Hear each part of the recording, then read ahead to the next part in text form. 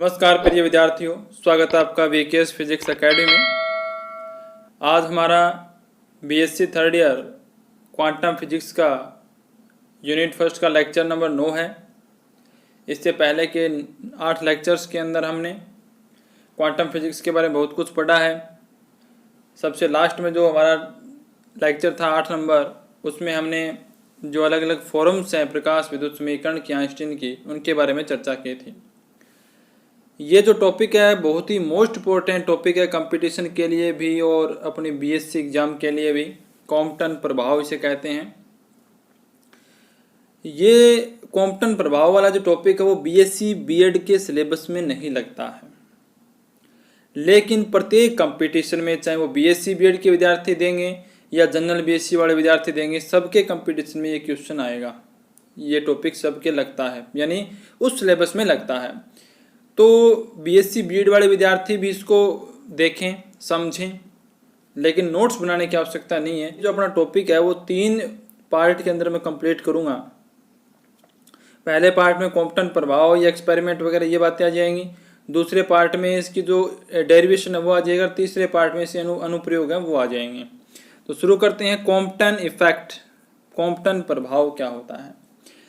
पहले हम डेफिनेशन इसकी देख लेते हैं ताकि इसको समझने में आसानी रहे।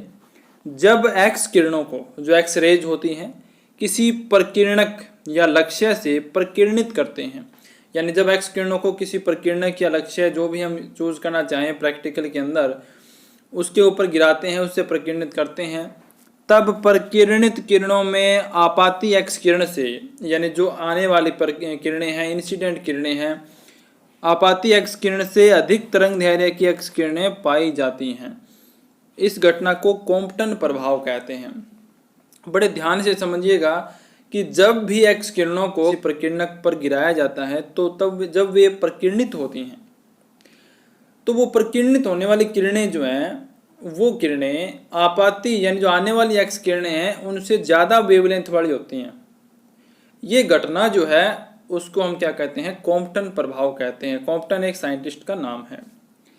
अब हम देखते हैं कि वो प्रयोग कौन सा था जो कॉम्पटन प्रभाव की व्याख्या करता है। ये है कॉम्पटन प्रयोग। इसके अंदर देखिए आप, ये एक्स किरण स्रोत है। यहाँ पर एक्स किरण यानी जो भी यहाँ पे तो एक रेखा चित्र दिखाया गया है। प्रैक्टिकली ये आप जानते हैं कि सोर्स होगा जहाँ से एक्स किरणें हम निकालते हैं। यहाँ पे दिखाया गया आपतित एक्स किरण इस पे आ रही हैं। ये प्रकीर्णक है और ये प्रकीर्णक है ग्रेफाइट। ये जो प्रकीर्णक है वो ग्रेफाइट का ब्लॉक है, इस पे आपतित होती हैं।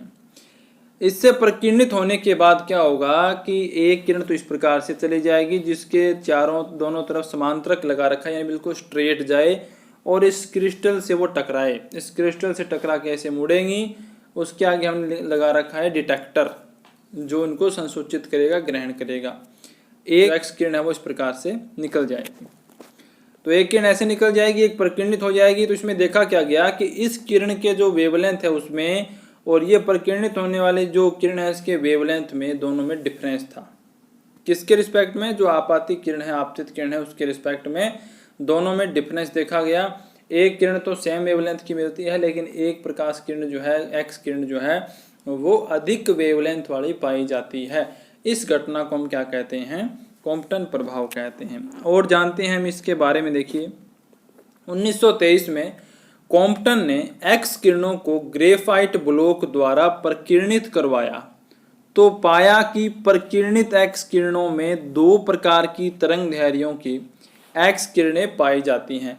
यानी जो किरणें प्रकीर्णित होंगी एक्स किरणें, उनमें 2 प्रकार की वेवलेंथ वाली एक्स किरणें पाई जाएंगी। एक एक्स किरण की तरंग दैर्ध्य आपतित एक्स किरण की तरंग दैर्ध्य के समान, यानी उन दोनों में से जो एक एक्स किरण है उसकी वेवलेंथ जो है, जो आपने इंसिडेंट करवाई थी उसकी वेवलेंथ की तो बराबर होती है, लेकिन दूसरी एक्स किरण की वेवलेंथ जो है वो आपतित एक्स किरण की वेवलेंथ से अधिक होती है। यह वेवलेंथ का अंतर है वो प्रकीर्णन कोण पर निर्भर करता है, यानी कितना प्रकीर्णन कोण उनके मध्य बनेगा इस बात पे डिपेंड करता है कि ये जो वेवलेंथ का अंतर है वो क्या होगा। आगे हम देखते हैं कि इस अंतर को हम क्या कहते हैं।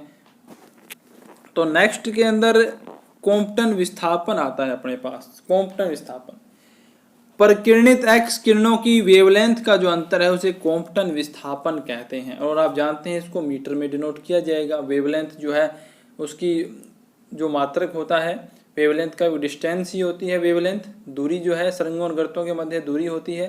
तो प्रकिरणित एक्स किरणों की वेवलेंथ का जो अंतर होगा उस अंतर को क्या कहते हैं, कॉम्पटन विस्थापन कहते हैं। और डेरिवेशन में हमें इसकी ही वैल्यू ज्ञात करनी होगी। तो कॉम्पटन विस्थापन के लिए ग्राफ यहाँ पे दिखाया गया, देखिए कि सबसे पहले जब प्रकीर्णन कोण फाई बराबर 0 होता है तो ये वेवलेंथ जो लैम्डा यहाँ पे दिखाई गई है ये इस प्रकार से हमें ग्राफ मिलता है। जब प्रकीर्णन कोण को हम बढ़ाते हैं फाई बराबर 45 डिग्री यहाँ पे दिखाया गया, तो इस प्रकार की दो वेवलेंथ हमें मिलती हैं प्रकीर्णन के बाद। एक की वेवलेंथ तो लैम्डा है जो आपतित किरण के वेवलेंथ के बराबर होती है, और दूसरे की वेवलेंथ जो है वो लैम्डा डैश हमें प्राप्त होती है जो इससे डिफरेंट होती है। इसी प्रकार से जैसे आप प्रकीर्णन कोण को बढ़ाते जाएंगे 90 डिग्री, 135 डिग्री, 180 डिग्री, इस प्रकार से ये जो डिस्टेंस है इनके बीच की ये बढ़ती रहेगी। ये विस्थापन जो है कॉम्पटन विस्थापन यानी लैम्डा डैश माइनस लैम्डा, ये वैल्यू जो है बढ़ती रहेगी। इसे ही हमें ज्ञात करना है डेरिवेशन में, और ये जो अंतर है वेवलेंथ का इसे ही कॉम्पटन विस्थापन हम कहते हैं। अब हम देखते हैं कि कॉम्पटन प्रभाव की व्याख्या किस प्रकार से की जाए, यानी कॉम्पटन प्रभाव भाई क्यों होता है, इसका कारण क्या है। और इसके साथ साथ हम ये भी चर्चा कर लेते हैं कि जो कॉम्पटन प्रभाव है, जो प्रैक्टिकली हमें बातें मिली, उन बातों को चिरसम्मत सिद्धांत के आधार पर बिल्कुल भी नहीं बताया जा सकता था। इसको समझाने के लिए हमें आपने बताया था क्वांटा के बारे में, E बराबर एच न्यू, उसकी सहायता लेनी पड़ती है। इसलिए क्वांटम फिजिक्स को ये आगे बढ़ाने का काम करता है। विकिरण के क्वांटम सिद्धांत के अनुसार एक्स किरण ऊर्जा पैकेट या क्वांटा, एक्स किरण ऊर्जा पैकेट या जिसे क्वांटा भी कहते हैं, और यहाँ पर हम वर्ड यूज करेंगे एक्स किरण फोटोन। उन क्वांटा को, उन ऊर्जा को, उन पैकेट्स को हम यहाँ पे एक्स किरण फोटोन्स कहेंगे। प्रकीर्णक के इलेक्ट्रॉन से प्रकीर्णित होते हैं। होता क्या है, जब आपके जो एक्स किरण फोटोन है वो गिरते हैं उस ब्लॉक पर, तो उसके अंदर जो इलेक्ट्रॉन होते हैं उनसे वो प्रकीर्णित होंगे। तो एक्स किरण फोटोन एक कण की भांति व्यवहार करता है। हम जानते हैं कि एक्स किरण जो है वो एक अपना इलेक्ट्रोमैग्नेटिक वेव का पार्ट है, और वो एक दोलक की तरह व्यवहार करता है। उसके पास एनर्जी है, क्वांटा है, और हम जानते हैं प्रकाश की प्रकृति हमने पढ़ी द्वैत प्रकृति होती है, लेकिन विद्युत चुम्बकीय जो तरंगे हैं उन्हीं का एक पार्ट होता है प्रकाश। तो ये जो है वो तरंग रूप में भी होता है, और जब किसी वस्तु से टकराता है तो एक कण की तरह व्यवहार करता है, यानी एनर्जी का ट्रांसफर होता है वहाँ पर। तो एक्स किरण फोटोन है वो एक कण की भांति व्यवहार करेगा यहाँ पर, जब वो प्रकीर्णित होगा, जब उस पर ब्लॉक पे गिरेगा, जिससे क्या होगा, जो इलेक्ट्रॉन के साथ टक्कर करके अपनी ऊर्जा का क्षय करता है। तो एक्स किरण फोटोन जो है वो क्या करता है, उस इलेक्ट्रॉन से टक्कर करेगा और अपनी ऊर्जा का क्षय यानी अपनी ऊर्जा की हानि वो वहां पर करता है। इस ऊर्जा क्षय यानी ये जो ऊर्जा हानि होती है ये कहाँ जाएगी, ये ऊर्जा हानि उन इलेक्ट्रॉनों को गति प्रदान करती है, यानी उन इलेक्ट्रॉनों को गति प्रदान करने के काम में आती है। इसी संदर्भ में एक प्रैक्टिकल हमने पहले पढ़ा था, प्रकाश विद्युत प्रभाव। उसके अंदर हम ऐसी लाइट डाल रहे थे, पराबैंगनी प्रकाश, और धातु से इलेक्ट्रॉन को हम बाहर निकाल रहे थे। सिर्फ बाहर निकालना या उनको गतिज ऊर्जा प्रदान करना, वो हम प्रकाश विद्युत प्रभाव के बारे में हमने जाना। अब ये जो अपना प्रैक्टिकल है, प्रयोग है, कॉम्पटन प्रभाव, ये क्या कहता है, ये उन प्रकीर्णन होने के बाद, ये इलेक्ट्रॉनों की बात नहीं करता, ये जो एक्स किरण फोटोन जो हैं जो आपतित होते हैं और फिर प्रकीर्णित होते हैं, प्रकीर्णन के बाद जो वेवलेंथ आपको मिलती है एक्स किरणों की, प्रकीर्णित किरणों की, वो अलग अलग वेवलेंथ वाली किरणें होती हैं। बस ये इनके बारे में बताता है, यानी उसी को आगे और डिफाइन ज़्यादा करता है। इस कारण प्रकीर्णित फोटोन की ऊर्जा आपतित फोटोन की ऊर्जा से कम होती है। ये अपना जो लॉजिक है, अपना जो पॉइंट है, इसके अंदर कॉन्सेप्ट है वो यही है कि जैसे ही एक्स किरण फोटोन इलेक्ट्रॉन से टक्कर करेगा तो टक्कर के बाद अपनी ऊर्जा का हानि करेगा, वो अपनी ऊर्जा में क्षय करेगा। वो ऊर्जा की हानि जो है वो इलेक्ट्रॉनों को गति प्रदान करने के काम आएगी।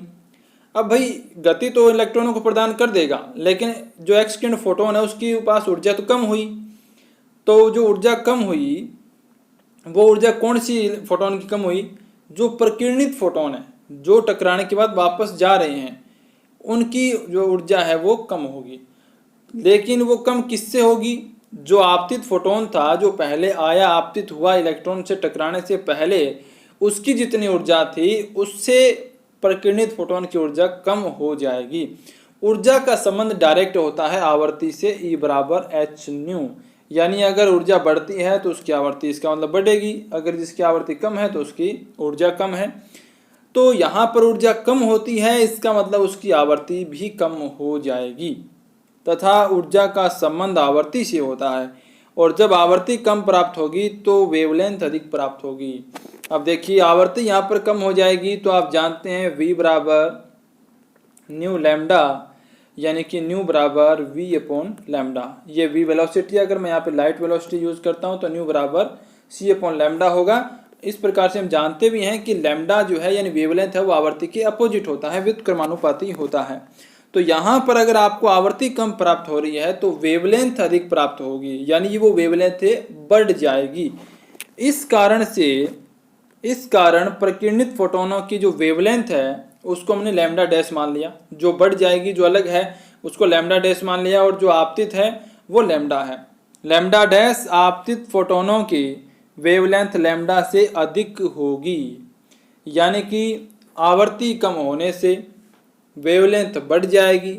वेवलेंथ बढ़ जाएगी उसको कह दिया लैम्डा डैश, और वो आपतित फोटोन थे उनकी जो वेवलेंथ थी लैम्डा उनसे होगी ज़्यादा। तो ज़्यादा होने से जो डिफरेंस पैदा होगा उसे ही उस प्रभाव को कॉम्पटन प्रभाव कहते हैं, और जो अंतर है उनका उसे हम क्या कहते हैं, कॉम्पटन विस्थापन कहते हैं, जो प्रकीर्णन कोण पर निर्भर करता है।